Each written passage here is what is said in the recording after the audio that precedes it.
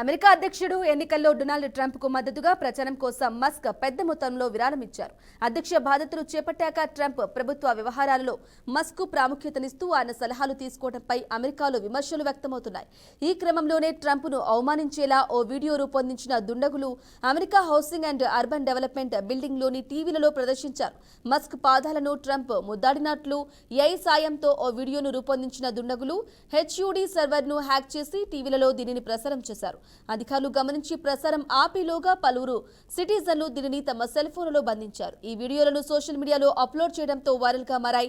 ఇటీవల ట్రంప్ తన social media platform Truth సోషల్లో లాంగ్ లివ్ ది కింగ్ అంటూ ఓ పోస్ట్ పెట్టారు. ఈ క్యాప్షన్ దుండగులు తాజా వీడియో పైన ప్రదర్శించారు. ఈ వీడియోపై సోషల్ మీడియాలో చర్చ జరుగుతోంది. ఇది హ్యాకర్ల పనా లేక ఉద్యోగులలో ఎవరైనా ఉద్దేశపూర్వకంగా చేశారా అని నెటిజన్లు అనుమానాలు వ్యక్తం చేస్తున్నారు. ఈ వీడియోపై HUD అధికార ప్రతినిధి కాసెల్ లావెట్ స్పందిస్తూ ఇది ప్రభుత్వ వనరులను ట్యాక్స్ పేయర్లను డబ్బు వృధా చేసే మరో ప్రయత్నమేనన్నారు. వీడియో ప్రసారం చేసిన వారిపై కఠిన చర్యలు తీసుకుంటామని స్పష్టం చేశారు.